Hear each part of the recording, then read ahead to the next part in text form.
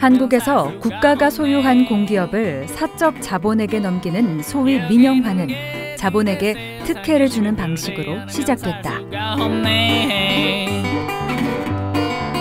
여기는 개들의 세상, 하지만 목이 졸려 재미없는 세상. 그러다 IMF 때 나라 빚을 갚는다는 이유로 알짜 공기업을 국내외 자본들에게 헐값에 줄줄이 팔아치웠다. 여기는 개들의 세상, 열심히 벌지 않으면 살 수가 없네. 노동자와 국민들이 공공재를 자본에게 돈벌이 수단으로 넘기면 안 된다고 거세게 저항했다.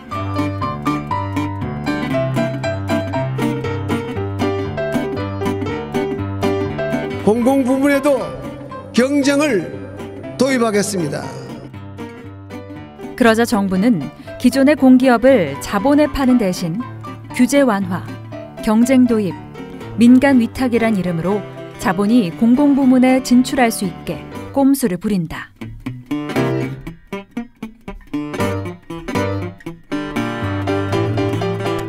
그녀는 무조건 우기고 본다.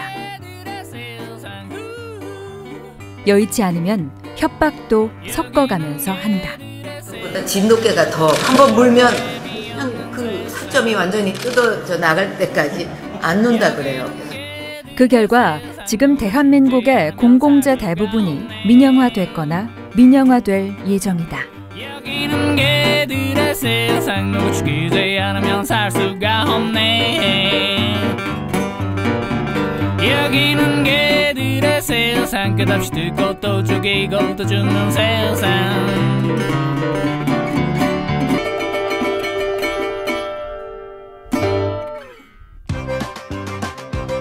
대한민국 민영화. 알면 알수록 참 웃긴다. 가장 압권은 정부의 자본을 위한 희생이 눈물겹도록 처절하다는 것이다.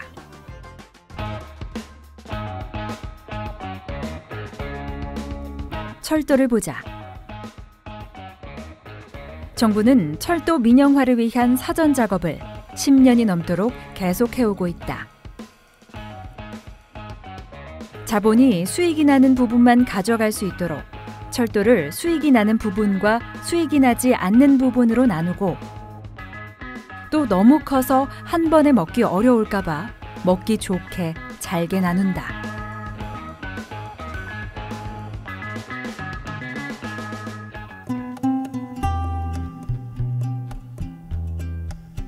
이미 영국에서 이 같은 방식으로 민영화를 한 다음에 철도 사고가 너무 많이 나고 유지관리비가 너무 많이 들어 다시 국유화할 수밖에 없었던 것을 정부가 모르지 않을 텐데도 똑같이 한다.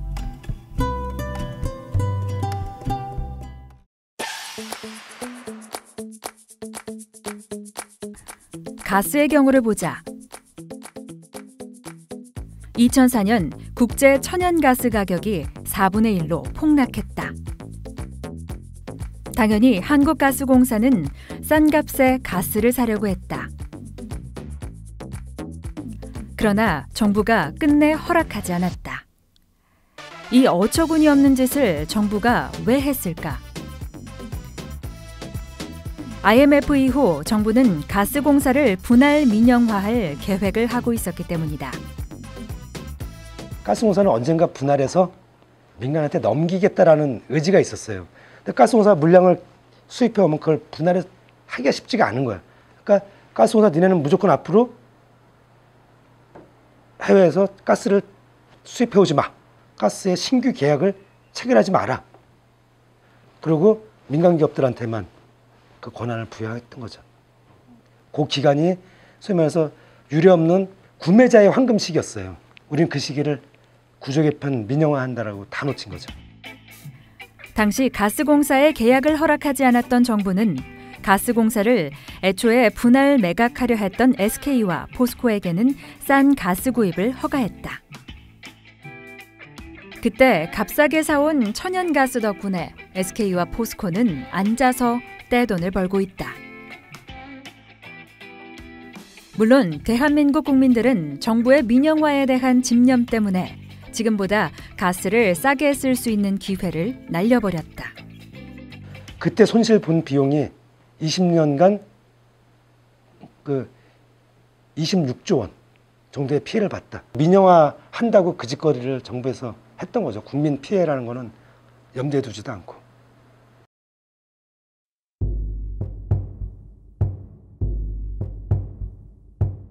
전기는 어떤가?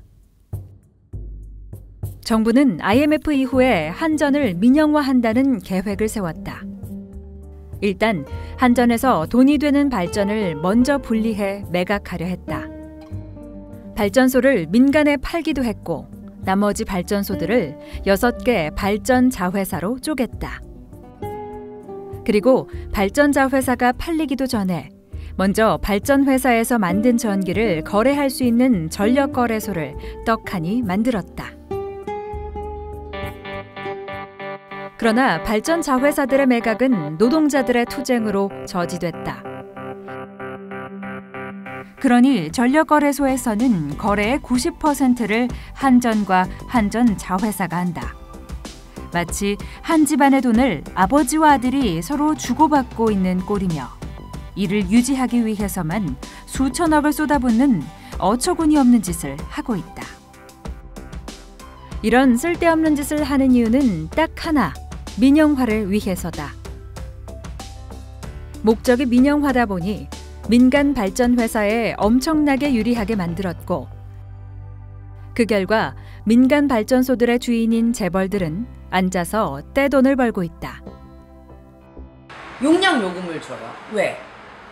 이 발전소가 언제 전력 대란이 날지 모르고 비상사태가 날지 모르고 태풍이 불지 몰라. 근데 전력은 공급돼야 되잖아요. 그럼 항상 스페어가 아주 안정적으로 굳건하게 있어야 되기 때문에 그 스페어 비용을 항상 주는 거죠. 그러니까 기본적으로 이 발전소가 전기를 생산하지 않아도 거기에 따라가는 노동 비용과 기회 비용이 있죠. 그건 그냥 나가요. 그러니까 큰 발전소 하나를 갖고 있으면 놀고 있어도 매달 돈이 들어와요. 그게 전력 산업이에요. 공적으로 관리하면 이럴 필요가 없는 거거든. 근데 쓸데없는 비용이 들기 때문에 전력은 절대로 민영화된 체제로 시장 체제로 가서는 안 된다고 주장해 온 거죠. 재벌 발전소에서 비싸게 전기를 사오는 통에 한전의 적자가 가중됐고 이는 국민들의 전기요금 인상으로 이어졌다. 이제 대한민국에서 황금알을 낳는 거위가 된 민자발전소를 박근혜 정부는 출범하자마자 더 많은 재벌들에게 대거 나눠줬다. 이 민자발전소가 얼마나 대단한 거위인지 민자발전소를 지을 수 있는 권리, 소위 딱지값만도 1조 원에 이른다. 박근혜 정부가 들어서자마자 2월에 이 전력 발전소 건설 계획을 발표했는데 드디어 삼성, 현대, STX 모두에게 완전 개방한 3분의 1 이상이 민영화되었다고 봐도 좋은 상황이다. 이렇게 말씀드릴 수 있어요.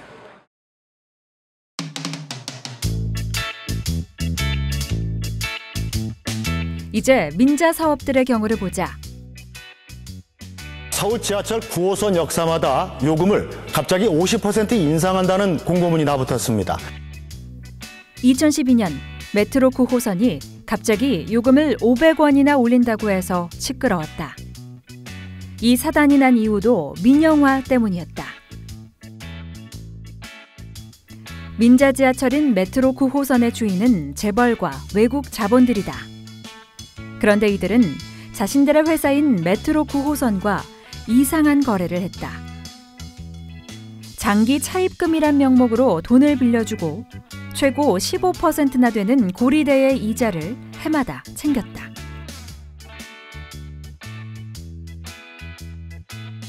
달콤한 이자를 챙기면서 9호선을 적자의 수렁에 빠뜨려 놓고서 적자를 이유로 들어 요금을 50%나 올리겠다고 한 것이다.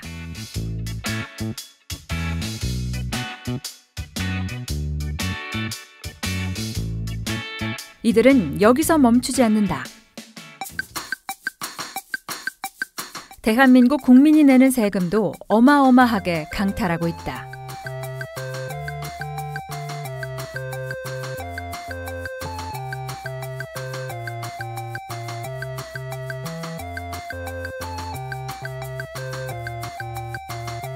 수익이 나지 않으면 수익을 국가가 메꿔주는 최소 운영 수익 보장 제도를 만들었는데, 이때 처음부터 수익을 비현실적으로 높게 책정해놨다.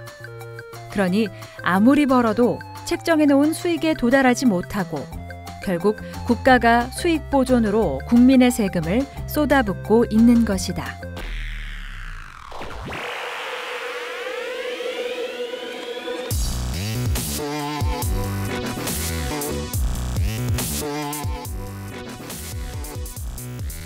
대한민국의 민영화. 보면 볼수록, 알면 알수록 미치고 팔짝 뛸 일이다.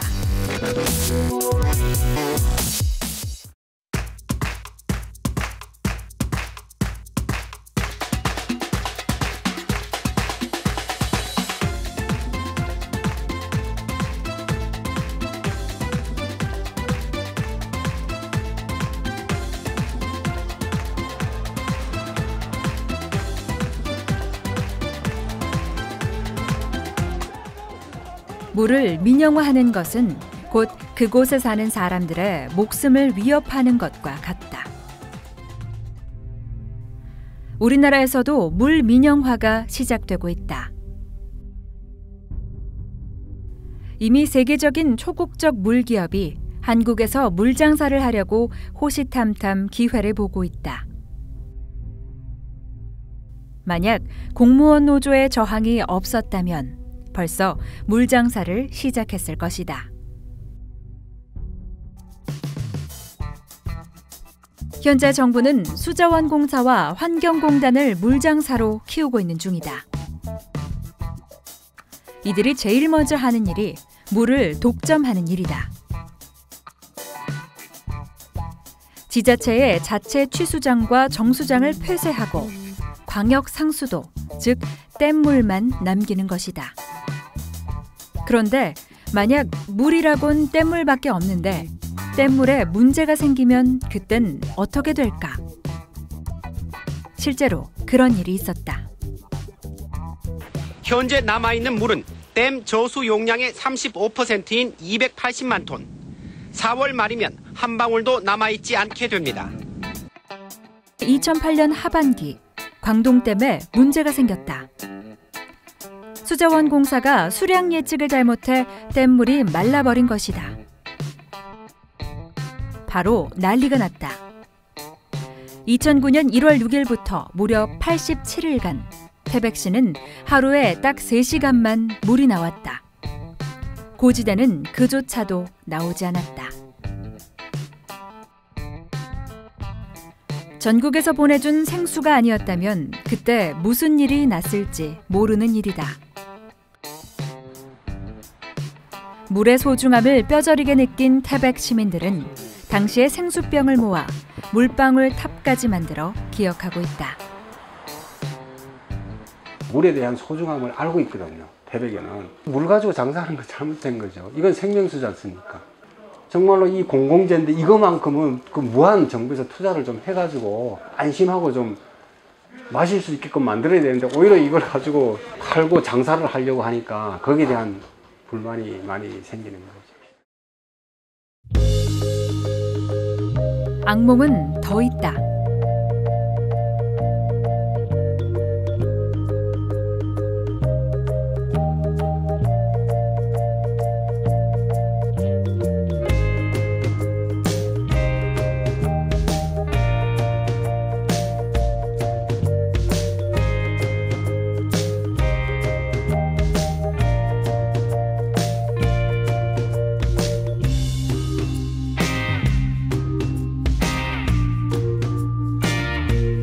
미국 같은 민간보험 주도의 의료체계가 돼서 감기약이 15만 원, 간단한 수술이 수천만 원이 되는 의료 민영화가 목전에 와 있다.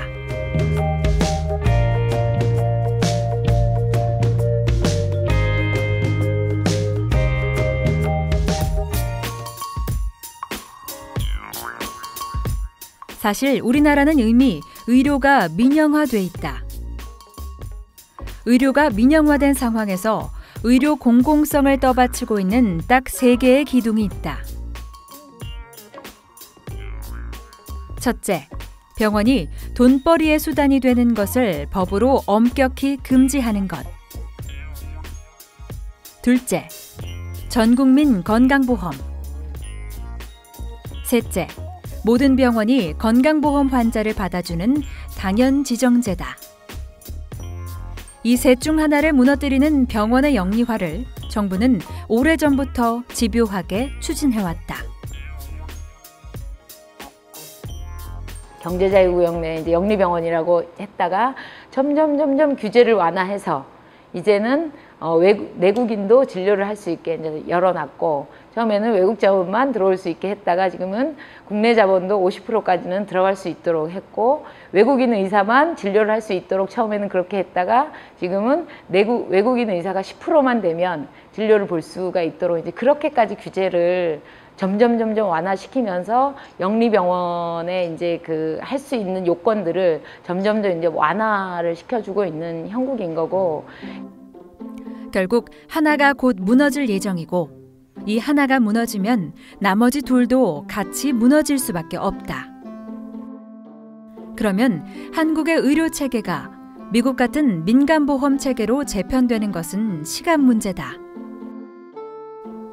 국민의 건강이 철저하게 보험 자본과 병원 자본의 돈벌이 수단이 되는 것이다.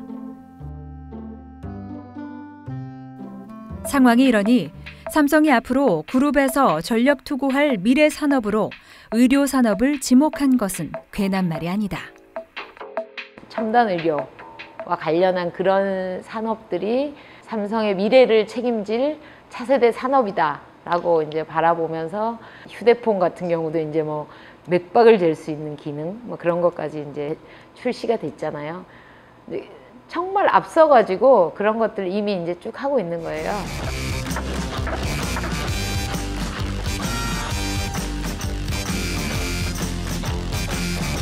삼성은 이미 의료기기나 다름없는 최신형 핸드폰들을 내놨고 원격 진료를 위한 만반의 준비를 갖춰놓고 있다. 이런 삼성을 위해 정부는 의사협회의 반대를 무릅쓰고 원격 진료를 밀어붙이고 있다.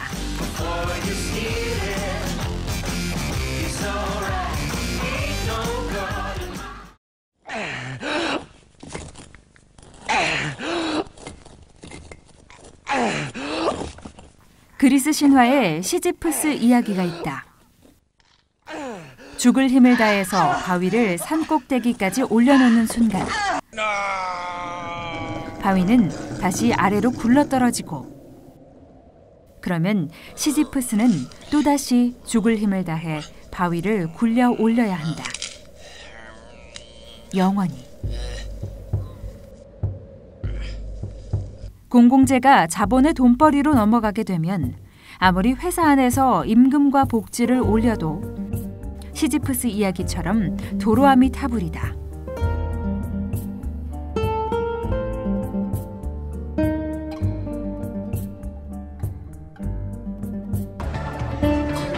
세상에 이런 일이 있습니까? 전국에서 동시다발적으로 대규모 정전 사태가 발생하는 사상 초유의 전력 대란이 벌어졌습니다. 더 나아가 어느 날 갑자기 온 나라의 전기가 나가버릴 수도 있고, 몇 달 동안 수돗물이 나오지 않을 수 있고, 사소한 병만으로도 버는 돈을 죄다 병원에 갖다 줘야 할 수도 있다.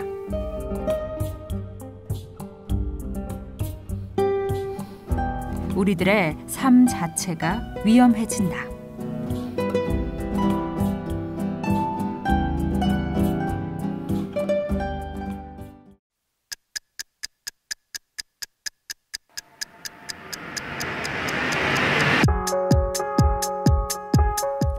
일본은 우리보다 최저임금도 훨씬 높고 국민소득도 훨씬 높다.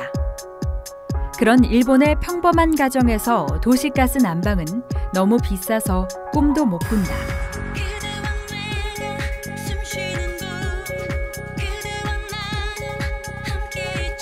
그러면 우리는 어떻게 겨울에 도시가스로 난방을 하며 살 수 있을까? 간단하다. 가스 산업의 핵심 부분이 민영화되지 않았기 때문이다. 왜 안 됐을까? 대한민국 정부가 국민의 따뜻한 생활을 생각해서라고 생각하는 사람은 대한민국에 아무도 없다. 대부분의 국민들과 우리 노동자들도 잘 모르고 있겠지만 노동조합과 노동자들의 투쟁 때문이었다. 일손을 놓고 밤에 돌입했습니다. 전기, 물, 철도, 의료. 이 공공재들을 도시가스처럼 우리가 필요할 때 그럭저럭 쉽게 이용할 수 있는 것은 민영화를 틀어막은 누군가의 투쟁이 있었기 때문이다. 일단 우리가 이 살아가는 사회에서 노조가 해야 할 일은 사회 공공성에 우리가 기여를 해야 된다고 생각합니다. 해야 되겠다. 우리라도 해야 되겠다. 민영화도 결국은 우리의 몫인 것 같아요. 돼버리고 나서는 어떻게 할 수가 없으니까 초반부터 막아야지 당연하다고 생각합니다. 민영화로 인한 숱한 재앙들, 암울하고 불안한 미래. 누군가의 적극적인 투쟁이 있다면 막아낼 수 있다. 민영화는 우리의 미래가 아니다. 우리 노동자가 가장 앞장서서 행동한다면 우리의 삶을 지켜낼 수 있다.